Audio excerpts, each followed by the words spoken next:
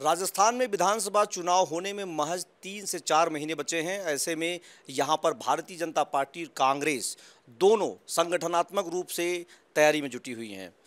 आपको याद होगा कि पिछले दिनों विधानसभा में किस तरीके से बसपा से आए हुए कांग्रेस के जो विधायक थे, जो मंत्री रहे, राजेंद्र सिंह गुड़ा, एक डायरी को लेकर के चर्चा में आ गए।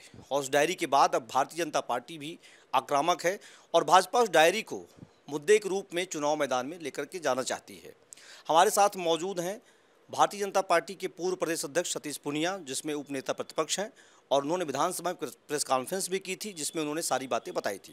इनसे जानते हैं कि आगे क्या है पूरी तैयारी। आपका एबीपी लाइव बहुत बहुत स्वागत है। जी धन्यवाद। सर, किस तरीके से राजस्थान की राजनीति आप देख रहे हैं कि एक डायरी को लेकर के चर्चा हो रही है और विधानसभा में एक विधायक के साथ धक्का मुक्की होती है, उसे बाहर मार्शल के द्वारा ले जाया जाता है, वह विधायक बाहर जाकर के रोता भी है। कैसे देख पा रहे हैं चीज़ों को? कल से ही लाल डायरी अमिताभ बच्चन की डॉन फिल्म की तरह है और एक रहस्य की डायरी हो गई, जिसमें लोगों को ये उत्सुकता है कि जाने इसमें कितने राज छुपे हैं। पर आश्चर्यजनक बात यह है, ताज्जुब की बात है कि केवल एक महज डायरी से राजस्थान की सरकार हिली भी क्यों है, क्योंकि उसमें कहीं न कहीं गहरे राज हैं और उसमें सियासत के सबसे बड़े मुखिया से लेकर उनके मंत्रिमंडल के सदस्य, जैसे खलनायक कहता है कि जे लखपति बनने वाला है, इस डायरी में उनके सिंडिकेट के मेंबर्स के नाम है। मुझे लगता है कि इस डायरी ने एक रोमांच तो पैदा किया ही है, पर एक सरकार के सामने एक ऐसा प्रश्न खड़ा कर दिया जिसका ताल्लुक भ्रष्टाचार से है।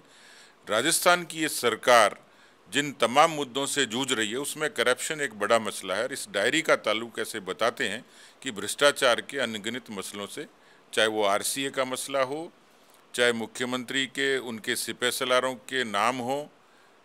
तो इसलिए अब जो धुरी है, करप्शन राजस्थान में बड़ा इशू होगा और लायल डायरी भी उसका कुछ न कुछ कारक और अंश होगा। अब डायरी के बाद चर्चा कर लेते हैं। ये कहा जा रहा है कि आपको उत्तर प्रदेश, कर्नाटक, गुजरात, कई राज्यों में पार्टी ने बड़ी भूमिका दी। आप चुनाव प्रचार में गए, कई जगहों पर आपने बहुत बेहतर काम किया जिससे वहाँ पर सीटें भी निकल करके आई।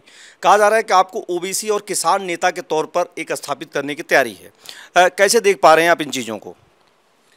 देखिए, एक सामान्य किसान के घर से पार्टी में इतना सम्मान मिलना ये गौरव की बात मेरे लिए, और पार्टी मुझे जब जो भूमिका देती है मैं उसको सैर स्वीकार करके काम करता हूँ और इसलिए मुझे खुशी है कि पार्टी मुझ पर भरोसा करती है और इसलिए पार्टी के आदेश की पालना करना ये मेरी ज़रूरत है और मेरी इच्छा भी है। और इस लिहाज से मुझे लगता है कि भारतीय जनता पार्टी जब जो भूमिका दे हम वो स्वीकार करके आगे बढ़ेंगे। इसलिए मैं अपने आप को सौभाग्यशाली मानता हूँ कि अनेक अवसरों पर पार्टी ने मुझे जिम्मेवारी दी और मैंने उसको ईमानदारी से निर्वहन किया।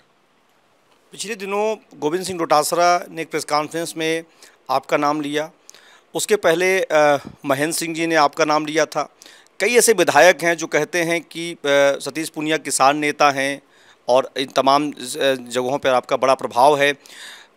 प्रधानमंत्री नरेंद्र मोदी सीकर आ रहे हैं, नागौर आएंगे, क्या तैयारी है? कैसे आप देख पा रहे हैं शेखावटी के इलाकों में आप कैसे तैयारी कर पा रहे हैं? माननीय प्रधानमंत्री नरेंद्र मोदी जी जब गुजरात के मुख्यमंत्री थे तो भी राजस्थान के सीमावर्ती क्षेत्रों में अक्सर उनका आना होता था। संगठन के काम के दौरान भी राजस्थान से उनका निरंतर संवाद था और प्रधानमंत्री बनने के बाद में मुझे लगता है कि एक बरस में आधे दर्जन से भी ज़्यादा बार उनकी विजिट्स हुई हैं और प्रधानमंत्री कभी खाली हाथ नहीं आए। उदाहरण के तौर पर पिछले दिनों बीकानेर आए तो 40,000 करोड़ की परियोजनाओं का उन्होंने उद्घाटन शिलान्यास किया। सीकर में जब आ रहे हैं तो एक बहुत महत्वपूर्ण मसले के लिए आ रहे हैं और वो खाली हाथ नहीं आएंगे। जो प्रधानमंत्री किसान सम्मान निधि है, देश नहीं दुनिया की डायरेक्ट बेनिफिट ट्रांसफ़र स्कीम है, जिसमें वो करोड़ों किसानों के खातों में लाखों करोड़ों का पैसा उनके खातों में जमा करवाएंगे। और भारत का किसानों के लिए एक अभिनव योजना है कि प्रधानमंत्री किसान सम्मान निधि। आज से 11.5 करोड़ किसानों के खाते में 2.5 लाख करोड़ रुपए उनके जमा होते हैं। तो सीकर में प्रधानमंत्री किसान सम्मान निधि की अगली किस्त की जो शुरुआत है वो प्रधानमंत्री जी सीकर से करेंगे और सीकर शेखावाटी का हृदय स्थल है, किसानों का क्षेत्र है और इसलिए किसान भी इस बात को नहीं भूलते कि 1.25 लाख करोड़ का बजट पहली बार खेती का प्रधानमंत्री जी ने 21,000 करोड़ से सीधा 1.25 लाख किया। उसी तर्ज पर प्रधानमंत्री फसल बीमा की लगभग एक जिले की 500 करोड़ से भी ज़्यादा क्लेम पारित हुए। और जो जितनी किसानों के लिए जो चीज़ें थी, MSP को 1.5 गुना किया। तो कुल मिलाकर किसानों के लिए शेखावटी के लिए एक आकर्षण है। प्रधानमंत्री जी आएंगे तो कुछ न कुछ देकर जाएंगे निश्चित रूप से। अब एक बात और कर लेते हैं सर, लगातार ये चर्चा रहती है कि जब आप भाजपा अध्यक्ष थे तब भी आपने बहुत बड़ी एक पैदल यात्रा की थी भरतपुर से अजमेर, और आप जब अध्यक्ष रहे तो कहा जा रहा है कि आप लगभग 3 लाख किलोमीटर की यात्रा राजस्थान में कर चुके हैं। 190 विधानसभा सीटों को आपने कवर किया है, वहाँ पर गए हैं आपने, उदयपुर और तमाम उन क्षेत्रों में भी पैदल यात्राएँ की हैं। क्या लगता है कि इस तरह की यात्राओं से, इस तरह के कार्यक्रमों से पार्टी को मजबूत किया जा सकता है, या अभी कोई और प्लानिंग चल रही है आपकी? देखिए, मैं स्वभाव से कार्यकर्ता हूँ और इस कार्यकर्ता के जीवन में निरंतरता और जीवंतता होनी चाहिए। और इसलिए आज से विद्यार्थी परिषद, फिर युवा मोर्चा और फिर पार्टी, तो मुझे एक लंबे अरसे तक काम करने का अवसर मिला। मैंने खूब सीखा। और हमारे यहाँ देश में सनातन हमारी आस्था के भीतर यात्राओं का एक महत्व है, और यात्राओं में पद यात्राओं का ज़्यादा महत्व है। स्वामी विवेकानंद भी कहते थे कि खुद को जानना है तो देश को जानिए और पैदल चलिए। मैंने ये पाया कि उस पैदल यात्रा में हमें लोगों से जुड़ने का बेहतर अवसर मिलता है, और इसी कारण मैं ये जो संगठन के काम की यात्राएं थी उसको निरंतर रखा, और मुझे उसका लाभ हुआ, पार्टी को भी लाभ हुआ, मुझे बहुत सीखने को मिला। इसलिए मुझे लगता है कि राजनीतिक जीवन में काम करने वाले लोगों के लिए यात्रा, ये मुझे लगता है कि एक अच्छे संबल और प्रेरणा का काम करती है, सीखने का अवसर देती है। अभी एक आखिरी सवाल करते हैं आपसे कि आपने जब अध्यक्ष थे आप कहते थे कि लंबी लिस्ट है दूसरे नेताओं का भाजपा में आने का, जल्द ही आएंगे। अभी क्या समझा जाए, जिस तरीके से अन्य राज्यों में भारतीय जनता पार्टी तमाम छोटे छोटे दलों को जोड़ रही है, क्या कोई तैयारी है भाजपा की यहाँ पर? हमने इसको 2 तरीके से देखा है। ज्वाइनिंग का एक अर्थ अक्सर लोग लगाते हैं कि दूसरी पार्टियां छोड़ के दल में आएंगे। हमने इसको विस्तृत किया है कि हमारे पास हर फन के लोग आएँ, खिलाड़ी आएँ, पूर्व सैनिक आएँ, अच्छे अधिकारी आएँ। तो पिछले दिनों हमारे सेवानिवृत्त अलग अलग समुदायों के सामाजिक वर्ग के अधिकारी भी आए, इंजीनियर्स आए, डॉक्टर्स आए, सामाजिक कार्यकर्ता आए। तो उसको हमने विस्तृत किया है, और इसलिए आने वाले समय में बड़ी संख्या में राजनीतिक भी और सामाजिक लोग भी पार्टी में बड़ा जुड़ाव करेंगे।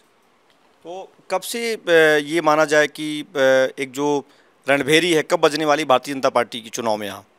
देखिए, मेरे ख्याल से विगत दिनों जब प्रधानमंत्री जी अजमेर आए थे तो एक तरीके से उन्होंने आगाज़ कर ही दिया था, और उसमें लगातार निरंतरता के क्रम में माननीय राजनाथ सिंह जी, माननीय नितिन गडकरी जी, माननीय JP नड्डा जी, माननीय अमित शाह जी, तो लगभग क्रमिक रूप से सभी नेताओं के अनवरत दौरे हैं। उनके दौरे से कार्यकर्ताओं में ऊर्जा आती है और जनता को एक भरोसा खड़ा होता है।